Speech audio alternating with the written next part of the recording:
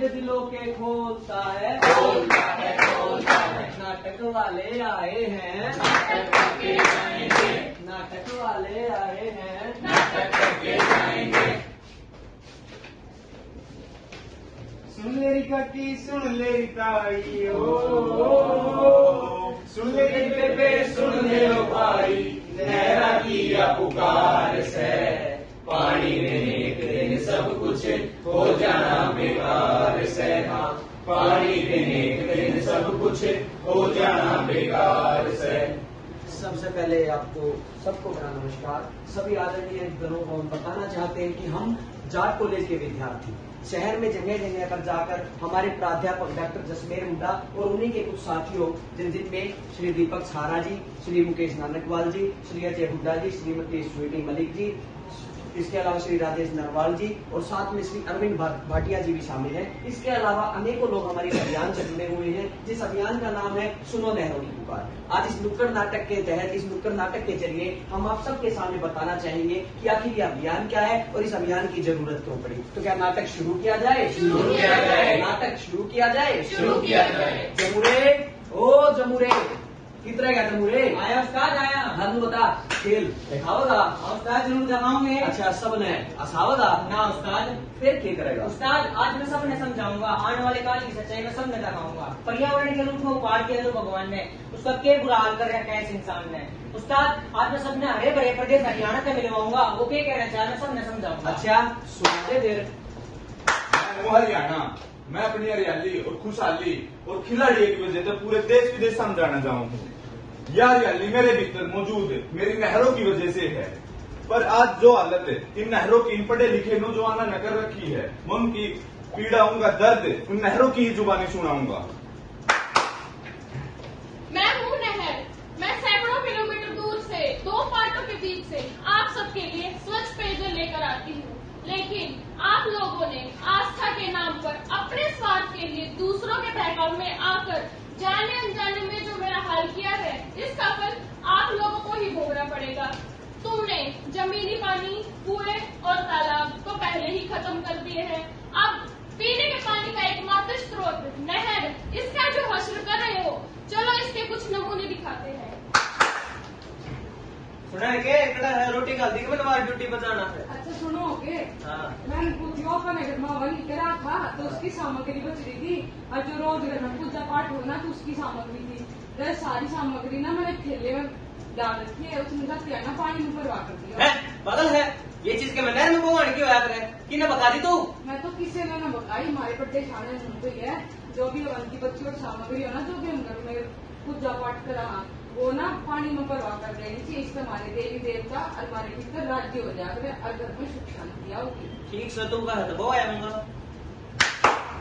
तो देखा आपने किस प्रकार से आस्था के नाम पर, पितृ और देवी देवताओं की खुशी के नाम पर अंधविश्वास फैलाया जा रहा है। ये कहा जा रहा है कि ये सामान अगर हम नहर में डालते हैं, ये सामग्री हम नहर में डालते हैं, चलते हुए पानी में डालते हैं, तो उससे हमारे देवी देवता खुश होते हैं, बल्कि होता है सिर्फ प्रदूषण। इससे केवल और केवल हम प्रदूषण फैलाते हैं। हमारा ये जो अभियान है, ये पिछले 9 महीनों से लोगों को समझाने की कोशिश कर रहा है, जागरूक करने की कोशिश कर रहा है कि किस प्रकार से हम इन नहरों को प्रदूषित करके आने वाले कल को खतरे में डाल रहे हैं। इस अभियान से स्वामी गोविंद करतार जी, उनके अलावा हमारे प्राध्यापक डॉक्टर शमशेर धनखड़ जी, उनके अलावा हमारे प्राचार्य डॉक्टर महेश खालिया जी भी निजी तौर से जुड़े हुए हैं, और वो भी जगह जगह पर समय समय पर लोगों को जागरूक करने का कार्य करते हैं। तो चलिए देखते हैं इस नाटक में आगे क्या होता है।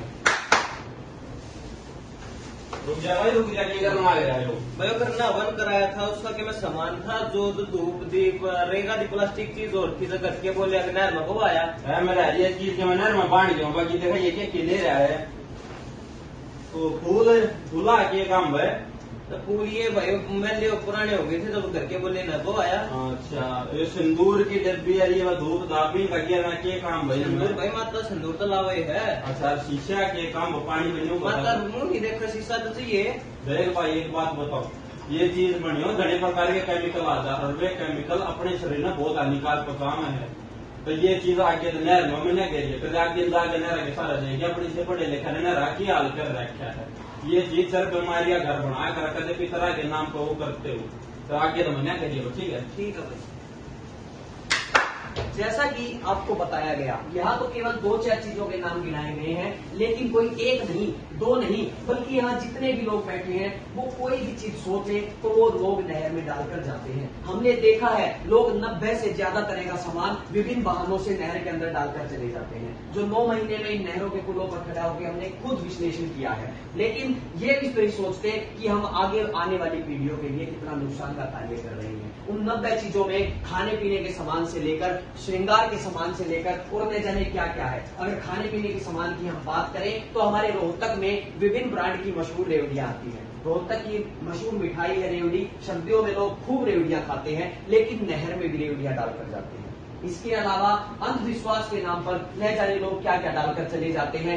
लगातार कई दिन से एक मेरी उम्र का एक लड़का नहर में सामान डालने आ रहा था, तो उनसे हमने पूछा, हमारे इस अभियान से जुड़े हुए सदस्यों ने पूछा कि आखिर ये आप डालने क्यों आ रहे हैं। तो वो हर रोज 1 पाव बादाम और 1 पाव सूखा धनिया लेकर नहर के अंदर डालने आता था। उससे पूछा गया कि आखिर आप ये क्यों कर रहे हैं, तो उसने जवाब दिया कि मेरी माँ कहीं अस्पताल में एडमिट है। किसी ने मेरे को बोला कि आप ये सामान रोज नहर में डालकर आओ, 71 दिन के लिए आपकी माँ ठीक हो जाएगी। तो अंधविश्वास का आलम ये है कि डॉक्टरों पर भरोसा न करते हुए ये चीजें नहर में डालने से माँ की सलामती मेरे जैसा युवा, पढ़ा लिखा युवा चाहता है। इसके अलावा हर रोज एक इंसान कपड़े धोने वाला साबुन लेकर आता और नहर में डालकर जाता। उससे पूछा गया कि आखिर आप ये साबुन नहर में क्यों डाल रहे हो, तो उसने बताया कि हमारा कोई मरीज दिल्ली में एडमिट है। किसी ने बताया कि मरीज के हाथ साबुन से धुलवाकर नहर में प्रवाह कर दो, आपका मरीज ठीक हो जाएगा।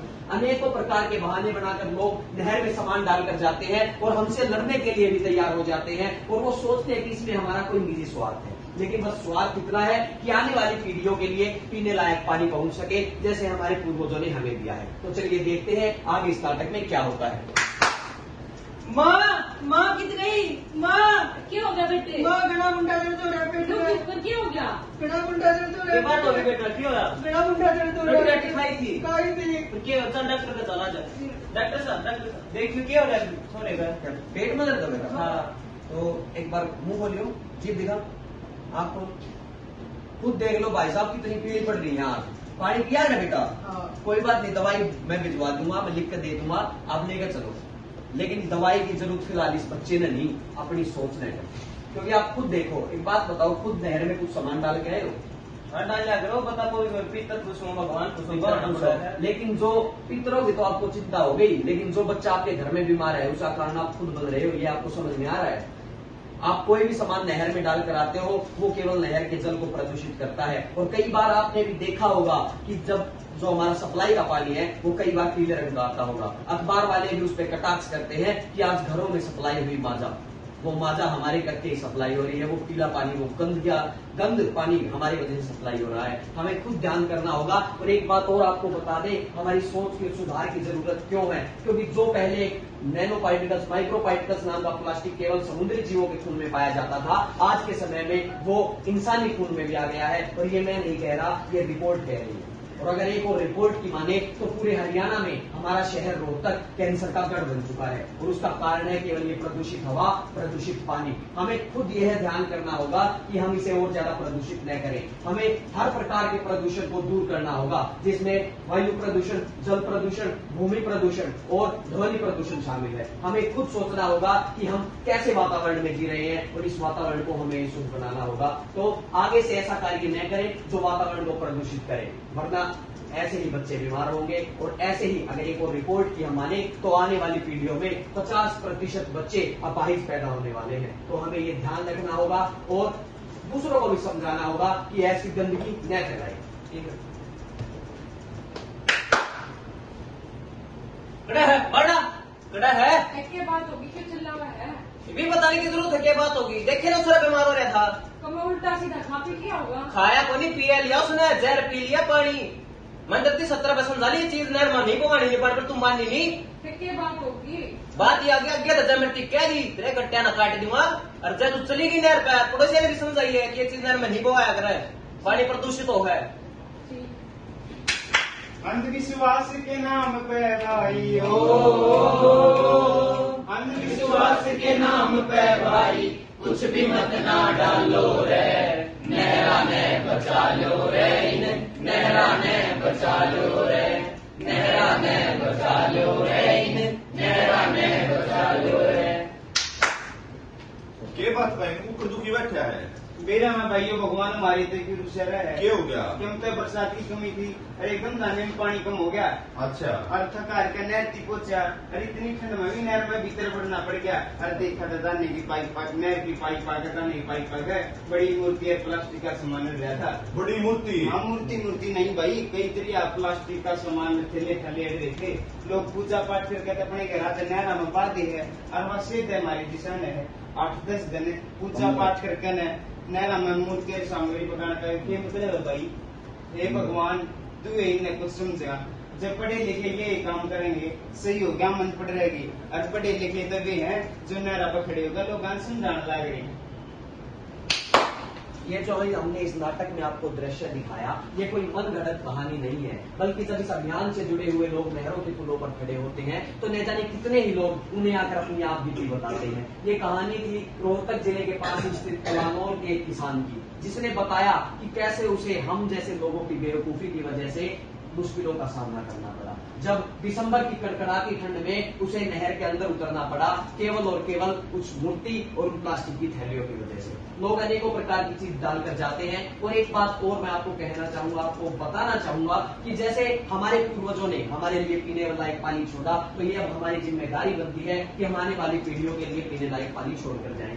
आप लोगों ने तो देखा भी होगा, हमें तो बुजुर्गों ने बताया है कि पहले के समय में जब शादी विवाह का कोई कार्यक्रम होता था तो वहाँ केवल और केवल नहर के पानी से ही हर सामग्री जैसे खाने की चीजें, मिठाई, सब्जी वगैरह बन जाती थी। लेकिन आज जब नहर के पास हम जाकर देखते हैं तो वो नहर नहीं बल्कि कोई गंदा नाला प्रतीत होता है। हम देखते हैं कि इसमें कितनी बीमारियां बह रही है। इसके अलावा इंसान इकलौता ऐसा जीव है जिसको सोचने समझने की शक्ति भगवान ने दी है। तो इंसान को ये सोचना होगा कि जो जानवर हैं उनको भी हमें ही बचाना है। हमने देखा है जो नहर के आसपास बंदर रहते हैं उनमें ज्यादातर में खुजली की समस्या है, जिसका कारण है उनका सीधा नहरी पानी पीना।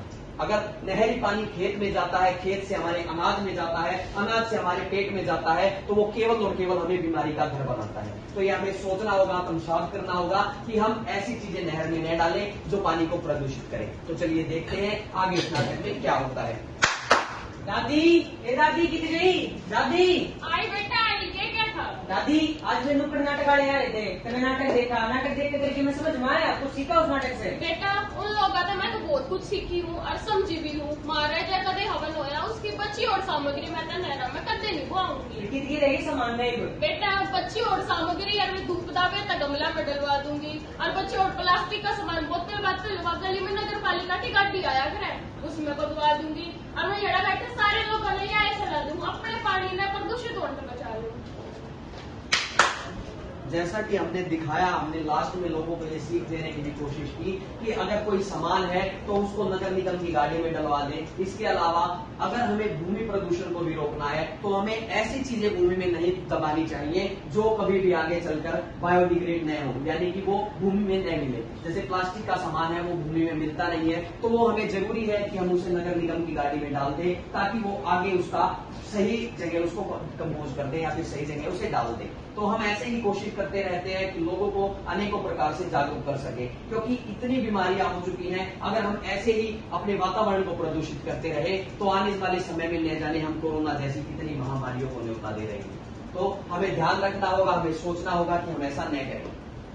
नहरा किया पुकारो, नहरा किया पुकार, सबने हम सुनावांगे, नहरा ने बचावांगे, नहरा ने बचावांगे, नहरा ने बचावांगे, नहरा ने बचावांगे।